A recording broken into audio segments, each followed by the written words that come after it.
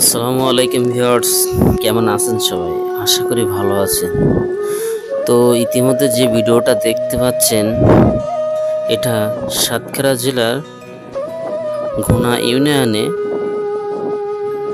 যে দাঁতভাঙ্গার বিল, যে BGB camp, এইখান থেকে যে রাস্তাটা গেছে এই রাস্তাটা চিরত।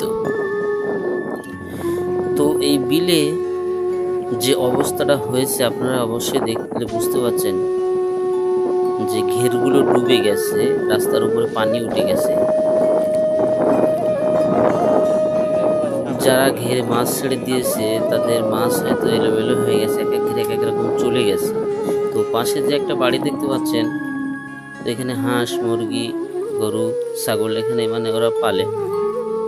তো এদের খুবই একটা সমস্যার ভিতরে আছে, যে যেহেতু একটা ভয়ের ভিতরে, আতঙ্কের ভিতরে আছে। যেমন চতুর্দিকে পানি উঠে গেছে, সাপ পোকড় পোকামাকড় এই ঘরে ওঠার সম্ভাবনাটা বেশি। তাদের খুব একটা ভালোভাবে দিন যাচ্ছে না।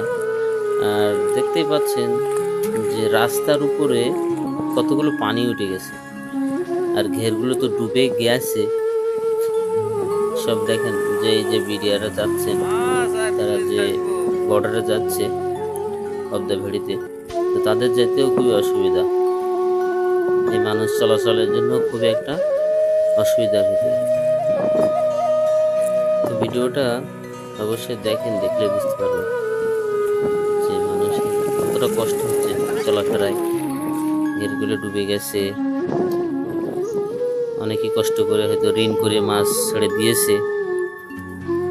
দেখেন কি অবস্থা,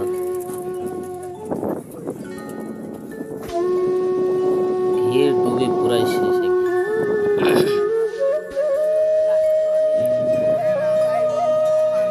মানুষের চলাফেরায় খুব একটা অসুবিধা।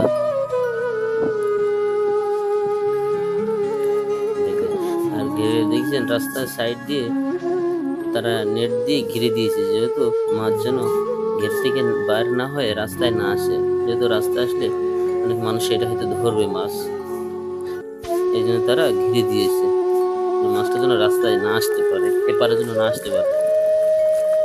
দেখেন রাস্তার উপরে যদি এত পানি হতে পারে, তাহলে ঘেরের ভেড়ি ডুবে যাবে না কেন? আর আকাশের যে তো মেঘ দেখা যাচ্ছে,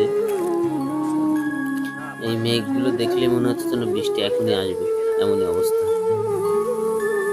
দেখেন মানুষের চলাফেরা কতটা মুশকিল। ভিডিওটা যারা দেখছেন, অবশ্যই ভিডিওটা যদি ভালো লাগে অবশ্যই লাইক করে দিবেন, কমেন্ট করে জানাবেন যে ভিডিওটা কেমন হয়েছে। আর অবশ্যই সবাই চ্যানেলটা সাবস্ক্রাইব করে দিবেন।